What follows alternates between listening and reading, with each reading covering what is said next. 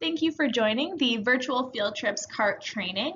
This is a completely asynchronous training and will be followed by a quiz and discussion board. So I'll ask that you watch this program in its entirety, and there will be questions along the way for you to complete. But then at the end, you'll go into Moodle all the way to the bottom of this Virtual Field Trip training, click the quiz and complete that, and then complete the discussion board as well. So we'll go ahead and get started. The first thing we'll talk about is just on the very base level, what is a virtual field trip and what is a CART? What does CART driving look like? So virtual field trips are advertised on our website, and if you click this link here, you'll be brought to the virtual field trips brochure. Here it outlines all 4 of our virtual field trip options for teachers. The first option is a specialized tour. These are 1-hour long tours of a specific wing. So students can do a 1-hour tour of the Holocaust wing, 1 hour of the Human Rights wing, or 1 hour of the Pivot to America wing. We've seen that these are very popular because they fit very well into a school class period, and they are easy to fit into a curriculum. The other option is a highlight tour of the full exhibition, so going from Shoah to the Memorial Room. This is a 90-minute tour and is therefore advertised as a highlight tour, meaning it really just hits the basic of each of the 3 wings. On the Virtual Field Trips brochure linked here, you'll also find more information about our other virtual education programs, the pricing, the TEKS alignment as well. This is more so for teachers, but if you're interested, you can take a look on our website. So what is a CART? I've added an image here so you can see what this CART looks like. So really all it is an iPad on a tripod. So we have our iPad up here, and you can see in this image it's actually opened to Zoom, which is the program that we use. And you can see our students down here in the black boxes. The tripod itself has wheels, so it rolls around. It has a little handle here. And there is a headset that is connected to our CART via Bluetooth. So there is only one headset for each tour, and this is interesting because basically Zoom only lets you use one headset, which means that our educator, the person teaching, can hear the students through the headset but cannot see the students. However, the CART driver has the opposite. They can see the students on Zoom because they're standing here behind the CART, but they're not hooked up to a headset and therefore cannot hear the students.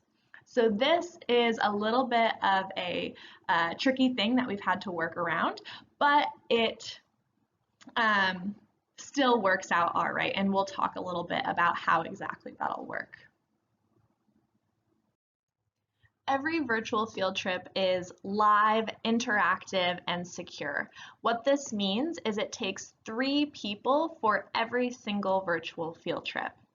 The positions each have different responsibilities that they are in charge of. So we first have our educator. This is the person giving the historical information.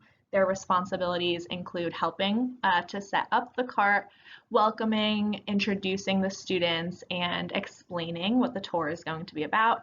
Of course, giving the historical information, doing photo analysis, artifact analysis, etc., and answering student questions.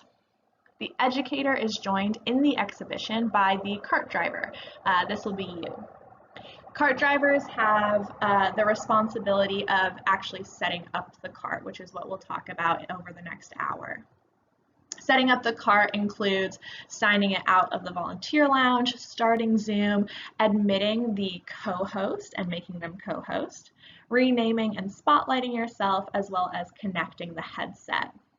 Once you are set up, the CART driver is responsible for following the educator, showing the objects and panels being discussed, relaying questions from the chat to the educator, as well as playing videos. There is a third individual who assists in the virtual field trips, and this we call the POLS or security person. This person can work remotely and will join the Zoom and be made co-host for the duration of the field trip. This person is responsible for admitting students from the waiting room, muting participants and turning off their videos, helping with security of the meeting, as well as launching polls. In order to sign up for a virtual field trip, you will go to this link here. This is our Docent Educator and Virtual Field Trip sign up spreadsheet. It looks a little bit like this image on the right. So something to keep in mind is there are not just virtual field trips in this spreadsheet. There are a number of different programs, from our professional programs in pink, our virtual education programs in yellow, and so on and so forth. So when you open up this spreadsheet, you will be focused only on our blue programs, as you can see here.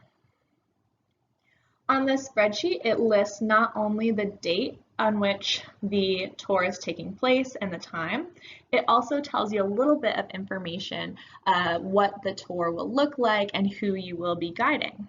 So you can see in this row here, we have which virtual field trip it'll be. So in this case, you can see this is a virtual field trip that is Human Rights Wing, and it's 1 hour long. Sometimes teachers will ask for a shortened time period, so it could be anywhere from 45 minutes, 50 minutes to an hour. It'll never be longer than an hour. In this row, you can also see what school or ISD this group is coming from, as well as the grade and approximately how many students. In this row here, this is really important, and I'll explain why in just a moment. We have the cart number. We have 3 different carts that educators can use, number 1, number 2, and number 3. So keep an eye out for which cart you will be on for your tour. Then in this row here, we have the positions. We have our tour educator, our cart driver, and then the attendance POLS security person last. And so just as in the past for previous docent educators, as you may know, we have a slot where you can enter your name. So if you ever see a big red bold open text, you can go ahead and type over it your name to sign up for that position. So after you take this training and have had an evaluation, you will go ahead and sign up under the cart driver slot.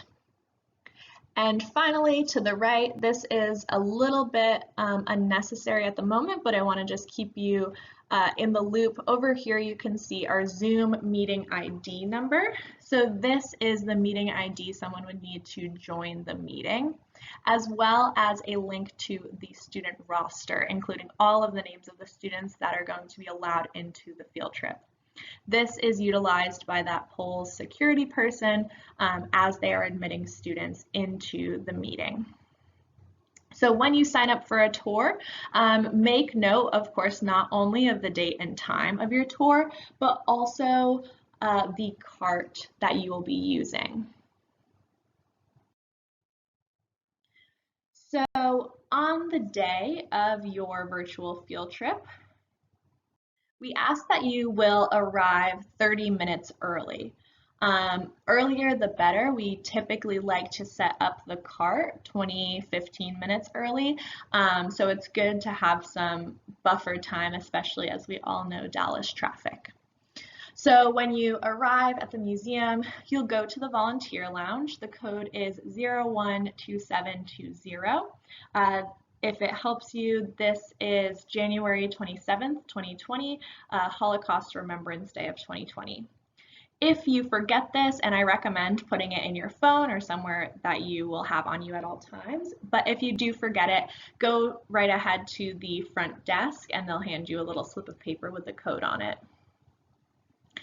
From there, you can put your stuff in the lockers and then you will find your cart and you will know which cart you're on based on the cart number on the sign-up sheet. First things first, I'll ask that you unplug the iPad. Do this first because we've had issues with people forgetting to do that, yanking the iPad kind of out of the wall, which is really dangerous for the charger. So please unplug the iPad, do not forget to do that. Then make sure that your wheels are unlocked and you can go ahead and just flip that up with your toe and sign out the cart. The sign out spreadsheet is pretty straightforward. Just put the cart number, date and time, and either your name or your educator's name or both is fine. And then don't forget to grab the corresponding headset. So if you are on cart 3, then you will grab headset 3, and everything is labeled so it's hard to miss.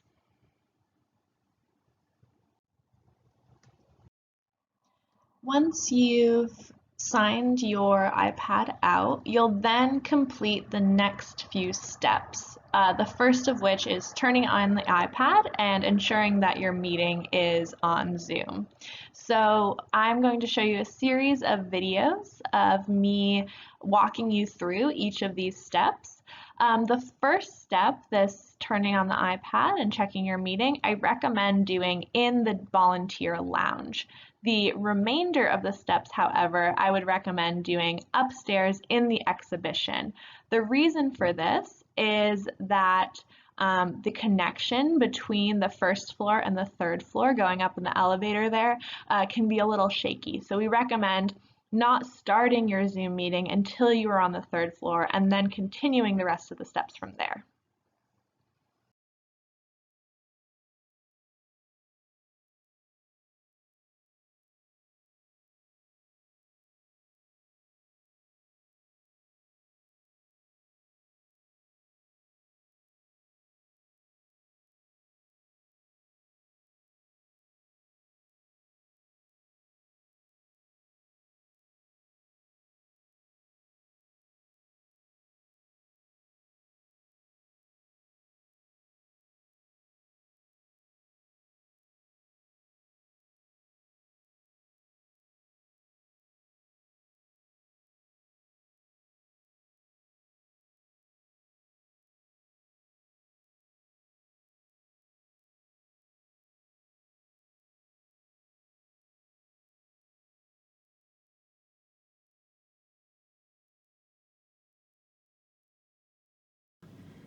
Alright, here's a quick video to show you how to turn on the iPad and begin your Zoom meeting. So we've arrived. Our first things first, we're going to kind of get the cart out and bring it upstairs. So that means unlocking the wheels, unplugging it from the charger, signing it out, and of course grabbing the headset. But after all that, we head to our screen. So you're going to double tap and this opens it up, but you can't yet sign in. In order to sign in, you have to swipe up. The password is 091819, and now you arrive to your home screen. Of course, to open Zoom, you're going to want to click the Zoom app, and it'll arrive here. This is not a screen that you need to use typically. What you will need to do is go to our toolbar over here on the left and click Meetings. So I'll click Meetings, and here you can see the list of meetings that we have. These are the meetings that we have today, the ones for Wednesday, and so on and so forth. So first you're going to want to make sure that the day is correct, but also the school and which tour you're doing. So this one says John Horn High School Holocaust Tour, which we had this morning, and it won't delete until the next day. So in order to start on this tour, I click it, and this little button will pop up, and we click Start. As always, it'll arrive facing you, and you'll have to first call in using internet audio, and then in order to turn the screen around, you'll come up here in the top left and click Switch Camera. So I'll do that. After you've successfully started your Zoom meeting, there are 3 things you're going to need to do. The first is to connect your headset. So I'm on cart 2, so I'm going to grab my number 2 headset. And in order to connect our headset, we need to get out of Zoom. It seems a little backwards, but this is how it works. So you are in Zoom, you're going to actually swipe out. We go to Settings and Bluetooth over here on the side, Bluetooth. Now you can see that it says not connected. So in order to connect it, we will return to our headset and push and hold this tiny little button here that looks like a kind of cell phone. So I will press and hold this while simultaneously pressing this button here that says MPOW HC3. You see it is loading. I'm still pushing my button on my headset. Connected. Great. So we'll put our headset to the side, and that is how you connect your headset. If you want to check to make sure your headset is connected to Zoom, not just the iPad, but to Zoom, we can return to Zoom by swiping up, clicking Zoom on our home screen, and then clicking this little blue dot here. This says Bluetooth. So we click this. This is solely just so we can make sure that we are connected. And if it says MPOW HC3 with a little check mark next to it, you know that your headset is connected. If your check mark is next to the word iPad, you need to switch it to MPOW HC3. To rename yourself, it is very easy. You're first going to go to Participants, click the name that says next to it Host Me. It'll either be the name Casey Bush, Claire Robinson, or Charlotte DeCoster. Click that name, click Rename, and in order to kind of clear this, you click the little X. Now you type in the name of the educator, not the cart driver, but the educator. So this morning my educator is Harry Potter. So I type in Harry Potter and I click Done. Now as you can see, my name has been changed to Harry Potter. All of the students, when they chat me, they will know who to chat. The third and arguably most important step of beginning your Zoom meeting is to admit your pollster/security person and to assign them co-host. So I have already connected my headset. I have renamed myself to the name of my educator, and now I notice that my assistant educator, my pollster, is in the waiting room. So about 10-15 minutes, as soon as they hop into the meeting, you're going to want to admit them. So obviously you will click the admit button next to their name, and this again is just for the pollster or security person. So we click admit, and now our pollster, Claire Robinson, has joined the meeting. In order to assign her co-host, we need to continue in this participants bar, click her name, and click assign co-host. Assign co-host. It'll ask you if you're sure, and you click yes. Now Claire has the ability to help us with the wait room, to monitor the chat, to mute participants if needed. So following those 3 steps, you've now connected your headset, you've renamed yourself, and you have activated your co-host. You'll see kids start to trickle into the waiting room.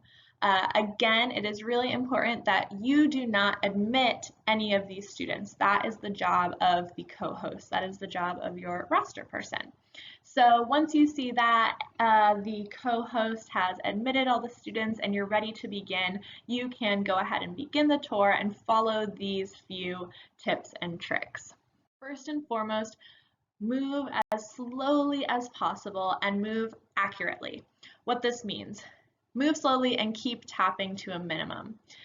If you move too quickly, we found out very quickly that the kids will get motion sick just because you're moving too quickly. So what I like to say is, imagine you are in one of those egg spoon races. So you have to move very, very quickly to ensure that your egg isn't moving too fast or that you don't drop it. Same with the iPad. The quicker you move, the more shaky it'll become. Additionally, when you tap the screen, so reasons you tap the screen is to look at the chat, to look at the participants, to talk to your co-host, but when you do so, the screen to the iPad shakes. And so when you tap the screen, please do so as lightly as possible to avoid disrupting the tour. And move accurately. This means sticking to the stops. In addition to this video, you are required to read the cart driver script. This is really essential because of copyright first and foremost, but also it'll make sure that you and your educator are on the same page about where you're going to go stop to stop. So in Moodle, you can find the cart driver script. Study this script to know where to stand so that we can have a smooth tour. Your other responsibility throughout the tour is to monitor the chat. So in this image here, you can see exactly what our iPad Zoom will look like. And unfortunately, chat is not readily available. Unfortunately, you have to go up to the top right, click these 3 dots that say more, and then click chat in the drop-down bar. Once you're in chat, it's important that you kind of keep an eye on it. There will be a red notification that pops up right here when you have a chat. So just keep an eye on that to make sure that you're receiving the questions and comments from the students.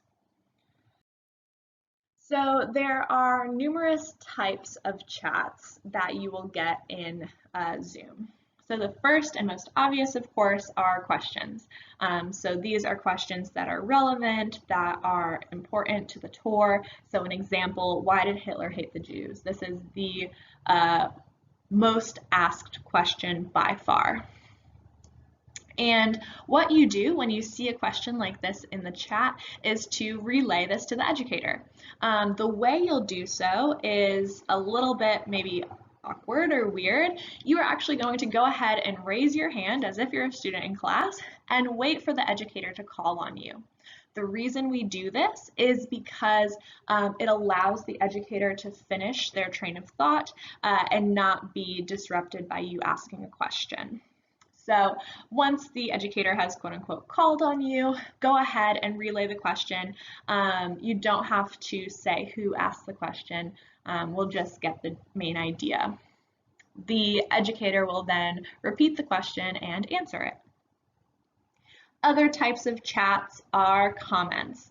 So students often will express their emotions in the chat or just kind of make comments about what they're seeing. One of the most oft used comment is just, this is sad, or wow, or I can't believe that. This is really great, and we encourage the students to put their comments in the chat, especially we've talked about that social emotional learning aspect to our tours. However, you don't have to take action on them. You don't have to respond to the student comments. You don't have to relay that to the educator. So just let them continue putting their comments in the chat. Then we come to irrelevant questions. So when is lunch? What time is this over? You know, maybe they're talking to their friends in the chat. If it's only asked once and it's kind of done with after that, go ahead and just ignore it. However, if it continues to happen over and over, you can either type in the chat directly to that person or to the entire group, something along the lines of, please ensure that all questions and comments are on topic or relevant. Again, remember, typing on the screen makes the screen shake, so just try to do so as light as possible. Other types of questions, what we consider quote unquote ignorant questions, questions coming from a place of ignorance. So one being, you know, Dad said all Jews are rich, or, you know, things that are oftentimes coming from a place of just not knowing. In an instance like this, we'll ask that you actually do relay this question to the educator. It might feel a little uncomfortable to ask that question, but it is a really great opportunity for the educator to turn that question into a moment of learning. Then the educator can go on and dispel the myth, whatever it may be. Finally, however, we come to hateful questions or comments.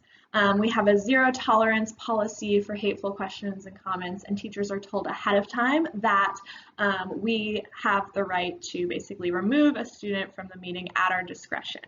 So questions or comments along the lines of, I think Hitler was right, or I don't think Black people deserve rights.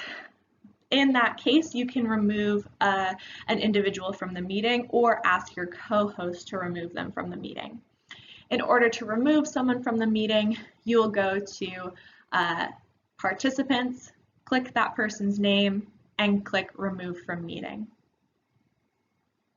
So I've already mentioned that when you receive a question in the chat, you'll go ahead and raise your hand and the educator will call on you. Of course, this allows the educator to finish their thought before taking your question. So once the educator calls on you, go ahead and repeat the question. And sometimes these questions can get a little long. So if necessary, you can shorten the question to a more manageable length. So if someone says, I know that anti-Semitism existed for a really long time, and Hitler hated the Jews, and he also hated other groups, so why did Hitler hate the Jews? Go ahead and just raise your hand, wait for the educator to call on you and say, why did Hitler hate the Jews? You don't have to repeat everything. This just takes up unnecessary time. Polls. So every wing in the virtual field trip has a poll except Showa. The reason for this, first and foremost, is to create more engaging tour that the students can be more interactive, but also so that they can have a say in what we talk about. However, don't panic. You are actually not responsible for launching the polls. This is the job of the co-host, the person that you've admitted into the Zoom meeting and have labeled co-host. So when the educator says, all right, we're now going to launch a poll to decide what is your favorite color. All you will have to do is be patient. You'll see the poll pop up. And then at this time, students will be voting. It'll stay on the screen. Eventually, your co-host will make the poll disappear, and then the results will pop up. At that point, you take a look at the results, and they'll be in orange, as you can see in this image here, and all you have to do is simply read the results to the educator. So you'd say, okay, we have a decision. The choice is blue. And after the educator begins speaking about the chosen object or the chosen item, the poll will disappear. That's simply all you have to do.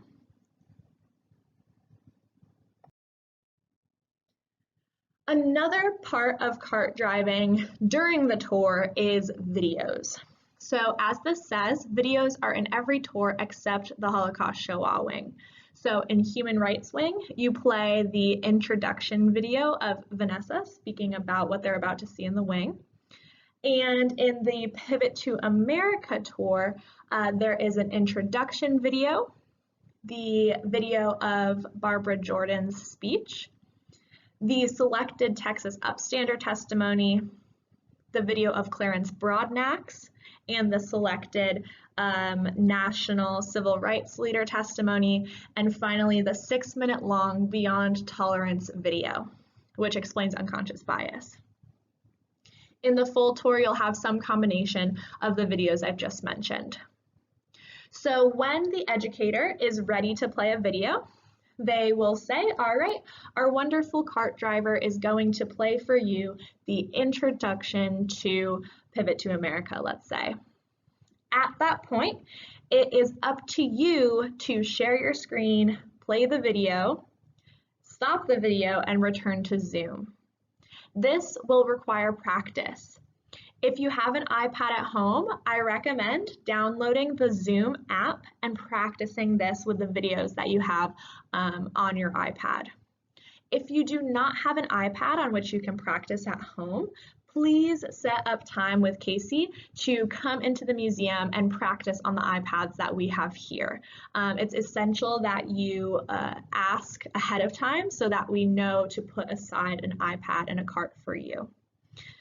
The following video will show you how to open a video, how to play a video, how to share your screen, etc., etc. So please watch carefully and please rewind and rewatch. You can watch this video as many times as you need, and sometimes I'd even recommend as you're practicing on your iPad at home, you can even have this video open and go step by step along with me.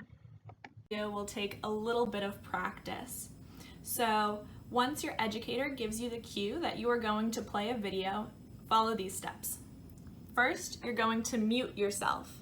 This ensures that while the students can hear the video playing, they cannot hear you from your headset. Then you will click Share Content. The following 3 steps are going to ensure that not only you can see the video, but the students can as well. So click Share Content, that big green button. Click the first option, Screen, because you're going to be sharing your screen, and then you'll get something that looks like this. It looks like a bunch of buttons. You're going to choose this bottom one here, Start Broadcast. You'll notice that now it's counting down and our screen has turned white.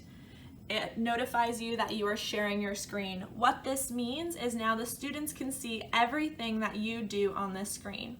If you go to Google and start Googling cute cat pictures, they will see that. Instead, what you want to do, of course, is show your video.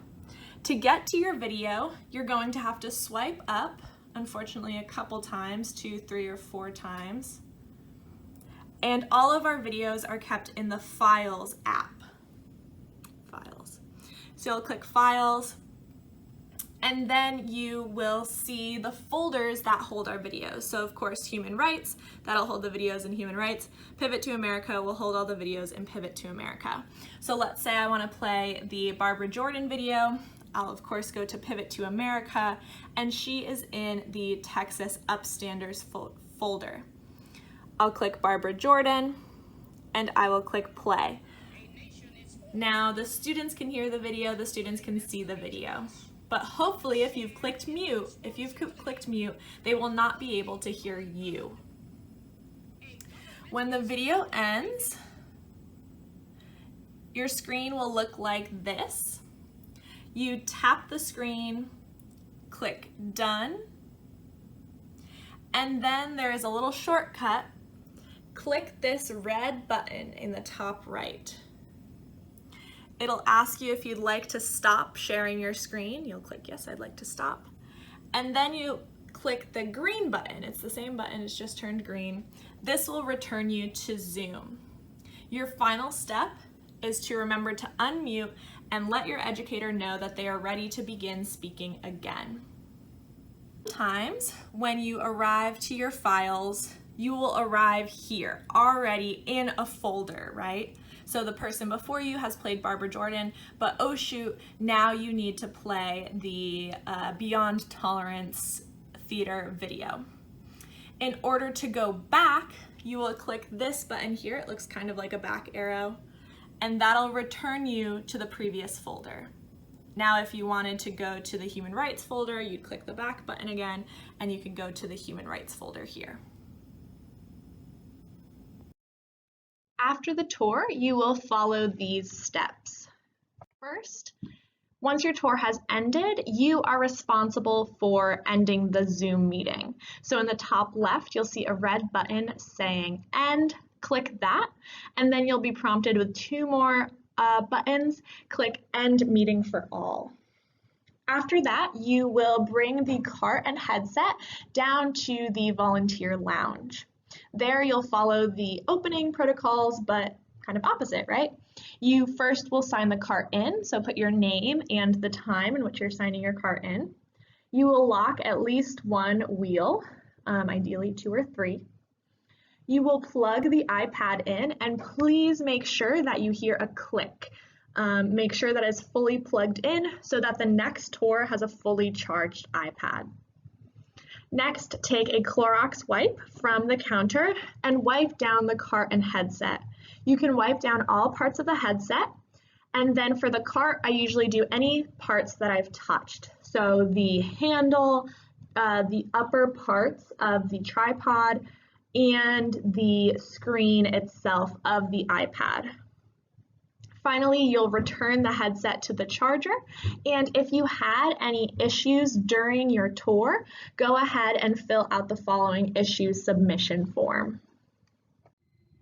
All right, questions and next steps. If you are planning to become an educator for the virtual field trips, the next step is to watch the virtual field trip educator training video. If you are not doing that, or you have already completed that, your next step will be to complete the quiz in Moodle. So in the virtual field trip training Moodle, scroll down to the bottom and click your quiz. This is just a summary quiz to ensure that you have understood the entirety of this presentation. If you have any questions, you can email me, Casey Bush, at cbush@dhhrm.org. And it is essential that after you complete this training, you set up time to follow a virtual field trip. So I recommend doing two things. First, following along on an in-person virtual field trip. So that means coming into the museum, following along two people, an educator and a cart driver, look at how they do it, look at the issues that they might run into or the nuances of their tour. And second, setting up a time to follow a virtual field trip. What this means is you will join from home via Zoom, and this way you can see what the virtual field trip looks like from a student's perspective.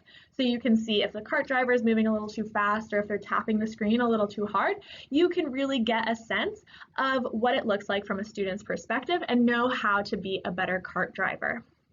So prior to the completion of your entire training, you will have had to do both of the following, both of those previously mentioned follow-alongs, one in person and one virtual.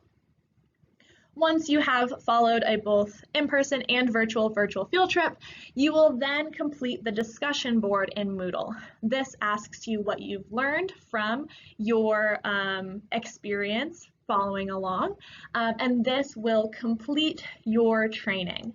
The final step is to actually do it yourself. So once you have completed these steps shown here, you will email me, Casey Bush, and set up a time for a very short evaluation to ensure that you are ready to present for a student group. So in recap, you completed this training now. You will, if you're training for an educator course, you will complete the educator training video. You will finish the quiz in the virtual field trip training Moodle. You will set up a time to follow a virtual field trip in person. You will set up a time to follow a virtual field trip from home via Zoom. And you will then complete the discussion board in Moodle. After that, contact me and we'll set up a time for a short evaluation.